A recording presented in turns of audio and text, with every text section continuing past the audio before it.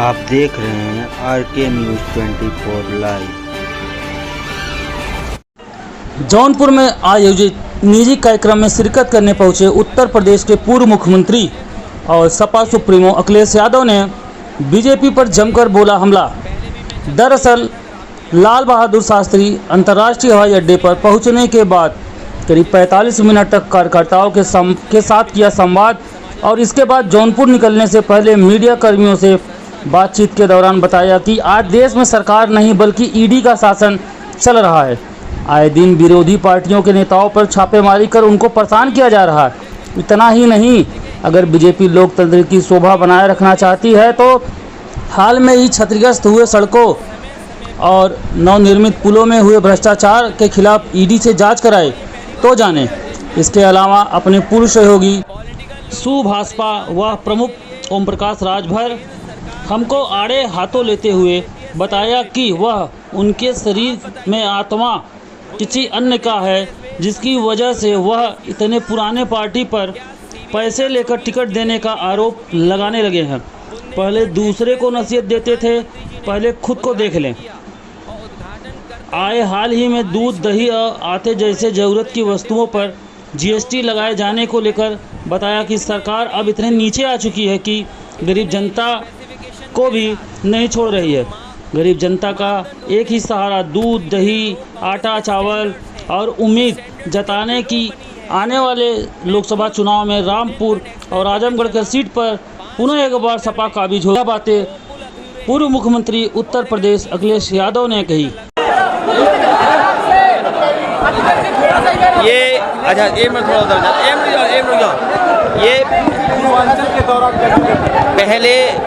पहले भी मैं चंदौली आया था, अगर आपको याद हो, और चंदौली इसलिए आए थे कि जिससे जो घटना हुई इसमें न्याय मिल जाए। समाजवादी पार्टी लगातार इसी तरह क्षेत्र में रहेगी और सदस्यता अभियान तेजी से हो, गांव-गांव तक चले और घरों तक पहुंचे।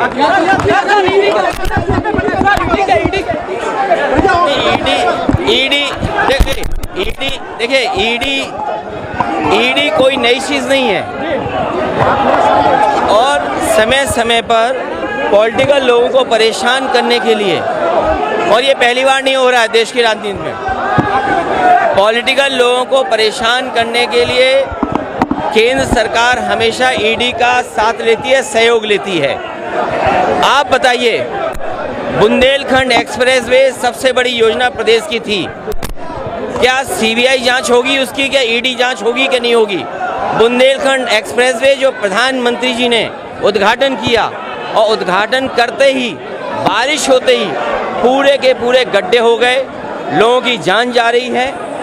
इतने बड़ी परियोजना में इतने स्पेसिफिकेशन के साथ जो मापदंड होते हैं, जो इंडियन रोड कांग्रेस के स्टैंडर्ड्स हैं, इस स्टैंडर्ड्स के बिलो बनी है सड़क। मैं खुद बुंदेलखंड एक्सप्रेसवे पे चला, 5 किलोमीटर में 2 पुल अधूरे हैं और अगर 300 के किलोमीटर का लगभग है तो सोचो कितना काम अधूरा होगा ना। देखिए ये समाजवादी पार्टी और समाजवादी पार्टी के गठबंधन पर कभी भी समाजवादियों ने गठबंधन किए होंगे, नेताजी से लेकर के अभी तक कभी समाजवादी गठबंधन पे आरोप नहीं लगता था कि पैसा लेकर के टिकट दी जाती है। लेकिन जिस तरीके से ओम प्रकाश राजभर जी के साथ जब गठबंधन किया, आरोप लगा समाजवादी और गठबंधन पे कि यहाँ पर पैसे लेकर के टिकट दी जाती है। उन्हें अगर बीजेपी के साथ जाना है, बीजेपी के साथ तालमेल है और बीजेपी का काम है divide and rule. Divide and rule केवल ये नहीं है कि जातियों में बांटना, धर्म में बांटना। मैंने सदन में भी कहा था कि डिवाइड एंड रूल का मतलब ये भी है कि विपक्ष को बांट के रखें, विपक्ष के लोगों को डरा के रखें। हो सकता है कोई डर हो, बीजेपी की तरफ से कोई दबाव हो। आपने महाराष्ट्र में देखा, मध्य प्रदेश में देखा, बंगाल में आप देख रहे हैं, दिल्ली में आप देख रहे हैं। कांग्रेस की सबसे बड़ी नेता, क्या कोई कल्पना कर सकता है कि उन्हें भी ईडी बुला लेगा? जब कांग्रेस की लीडर को ईडी बुला रहा है तो ये संदेश बीजेपी दे रही है कि अगर उसके खिलाफ कोई बोलेगा तो आपको भी बुला लिया जाएगा। हो सकता है इसीलिए उत्तर प्रदेश का गठबंधन तोड़ा गया हो।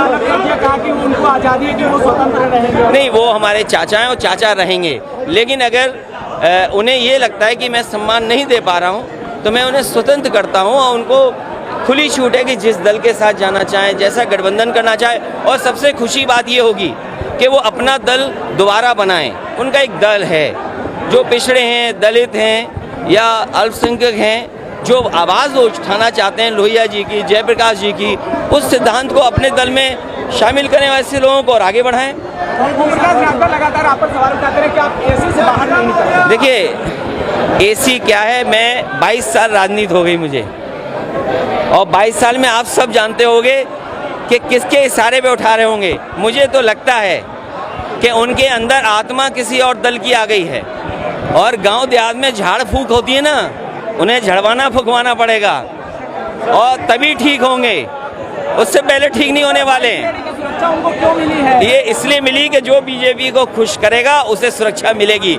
बीजेपी को जो खुश रखेगा वो स्वतंत्र और आज़ाद घूमेगा। कावड़ियों का सम्मान होना चाहिए, वो धर्म का है, और धर्म में बहस नहीं होनी चाहिए, धर्म में तर्क नहीं होना चाहिए। मैं धर्म में तर्क नहीं कर सकता, जो धर्म की मान्यताएं हैं मैं उसमें तर्क नहीं दे सकता हूँ, धर्म में तर्क नहीं दिया जा सकता। महंगाई के लिए आप क्या कहना चाहते हैं? महंगाई, बीजेपी को हटाओ महंगाई जाएगी, बीजेपी को हटाओ महंगाई जाएगी। और सबसे बड़ा सवाल ये है, आप तो बनारस के लोग हैं, भोले बाबा पे अगर दूध चढ़ाने जाएगा तो उसे भी टैक्स देना पड़ेगा। ये जो जीएसटी, भोले बाबा पर दूध चढ़ाने पर टैक्स अगर किसी ने लगाया तो बीजेपी ने टैक्स लगाया। जन्माष्टमी आ रही है तो दूध, दही, मक्खन पे टैक्स लगा दिया।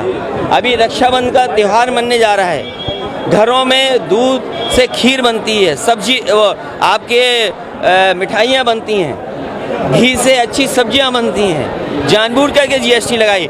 दिल्ली ने अगर जीएसटी लगाई है तो हमारे उत्तर प्रदेश की सरकार बीजेपी के, उसने अनुमति क्यों दी जीएसटी लगाने के लिए? दूध दही पे जीएसटी किसी ने नहीं लगाई होगी, टैक्स कोई दूध दही पे नहीं लगा सकता। और गाय मर रही, सांड लोगों को मार रहे, ये कैसी सरकार है सोचो। मैं बेरोजगारों से कहूँगा कि अभी दिल्ली का आंकड़ा आया है, 22 करोड़ लोगों ने फॉर्म भरा, कुछ लाख लोगों को नौकरी मिली।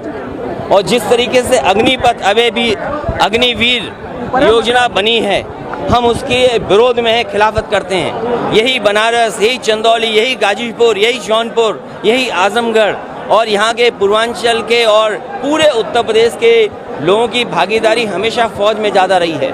हमेशा फौज की सेवा करने का उनका सपना होता है, वर्दी पहनने का सपना होता है, देश की सीमा को सुरक्षा देने का उनका सपना है। लेकिन इस सपने को तोड़ने का काम वो कर रहा है तो भारतीय जनता पार्टी के लोग, और भारतीय जनता पार्टी के लोग वो लोग हैं जो सबसे पहले भाषण में बोलते हैं भारत माता की जय, जो भारत माता की जय बोलते हैं। उनसे पूछिए अग्निवीर क्या है। अग्निपथ योजना का विरोध समाजवादी पार्टी, और मैं नौजवानों से कहूँगा कि इसके खिलाफ आवाज उठाते रहें। सर, एक तस्वीर आपकी आई है रुद्राभिषेक, आप कह रहे हैं कि अब आपको भी जरूरत पड़ने लगी। मुझे ज़रूरत नहीं है, भाजपाइयों से मुझे ज़रूरत नहीं है, भाजपाइयों से धर्म नहीं सीखना है।